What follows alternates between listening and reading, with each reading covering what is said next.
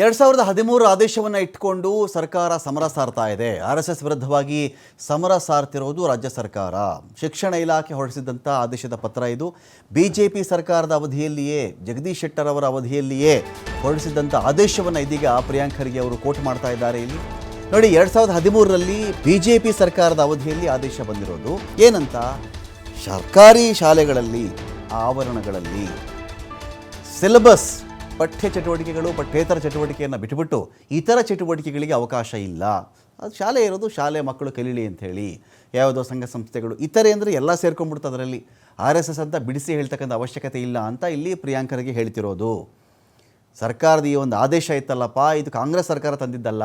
2013 ಆಗ ಇದ್ದದ್ದು ಜಗದೀಶ್ ಶೆಟ್ಟರ್ ಅವರ ಸರ್ಕಾರ, BJPಯ ಸರ್ಕಾರ ಇತ್ತವಾಗ. ಆವಾಗಲೇ ಶಿಕ್ಷಣ ಇಲಾಖೆ ಹೊರಡಿಸಿರುವ ಆದೇಶ ಇದು.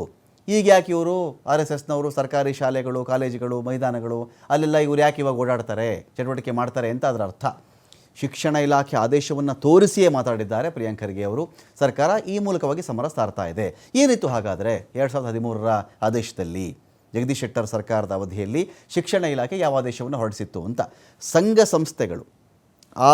ಸಂಸ್ಥೆಗಳು ಖಾಸಗಿ ಕಾರ್ಯಕ್ರಮಕ್ಕೆ ಯಾವುದೇ ಕಾರಣಕ್ಕೂ ಶಾಲಾ ಮೈದಾನಗಳಲ್ಲಿ ಅನುಮತಿ ಕೊಡಬಾರ್ದು ಅಂತ. ಸರ್ಕಾರಿ ಶಾಲೆ ಗ್ರೌಂಡ್ ಇರುತ್ತೆ, ಯಾವ್ಯಾವುದೋ ಸಂಘ ಸಂಸ್ಥೆಗಳು ಅವರವರ ಪ್ರೈವೇಟ್ ಕಾರ್ಯಕ್ರಮಗಳಿಗೆ ಪರ್ಮಿಷನ್ ಕೇಳೋದು, ಆ ಪರ್ಮಿಷನ್ ಕೊಡೋದು ಆಗಬಾರ್ದು ಅಂತ. ಶೈಕ್ಷಣಿಕ ಚಟುವಟಿಕೆಗಳನ್ನು ಹೊರತುಪಡಿಸಿ ಶಾಲೆಗೆ ಸಂಬಂಧಪಟ್ಟಂಥ ವಿದ್ಯಾಭ್ಯಾಸ ಬಿಟ್ಟುಬಿಟ್ರೆ ಇನ್ಯಾವುದೇ ಚಟುವಟಿಕೆಗಳಿಗೆ ಅಲ್ಲಿ ಅವಕಾಶ ಇರಬಾರ್ದು.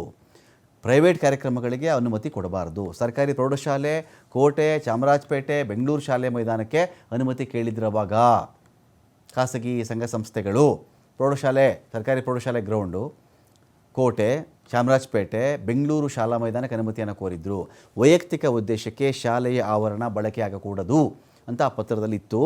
ಅದು ಅವರು ಮಾಡಿದಾಗ, ಹಾಗಾದರೆ ಈಗ ಜಗದೀಶ್ ಶೆಟ್ಟರ್ ಅವರು RSS ವಿರೋಧಿ ಆಗಿಬಿಟ್ರಾ, ಆ್ಯಂಟಿ RSS ಆಗಿಬಿಟ್ರಾ, ಅವ್ರು ಮಾಡಿದ್ರೆ ಸರಿ, ನಾವು ಮಾಡಿದ್ರೆ ತಪ್ಪಾ ಅಂತ ಹೇಳಿ ಪ್ರಿಯಾಂಕ್ ಖರ್ಗೆ ಕ್ವಶನ್ ಮಾಡ್ತಾ ಇದ್ದಾರೆ. ಇದು ಒಂದು ಆರ್ಡರ್ ಇದೆ, ತಮ್ಮ ಹತ್ರ ಇದೆ ಅಂತ ನಾನು ಭಾವಿಸ್ತಾ ಇದ್ದೀನಿ. ಇದು ಆರ್ಡರ್ ಹೊರಡಿಸಿದವರು ಯಾರು? 2013ನಲ್ಲಿ ಯಾರು ಮುಖ್ಯಮಂತ್ರಿ ಇದ್ರು, ಯಾರು ಸರ್ಕಾರ ಇತ್ತು? ಇದು ಅಂದರೆ ಇವರು RSS ವಿರೋಧಿನಾ?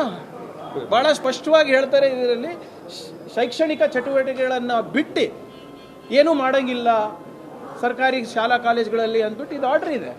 ಜಗದೀಶ್ ಶೆಟ್ಟರ್ ಅವರು BJPಯ ಮುಖ್ಯಮಂತ್ರಿ ಆದಾಗ ಅಂದರೆ ಅವರು ಆ್ಯಂಟಿ RSS ಇರಬೇಕಲ್ಲ, ಅವರು ದೇಶದ್ರೋಹಿಗಳು ಇರಬೇಕಲ್ಲ.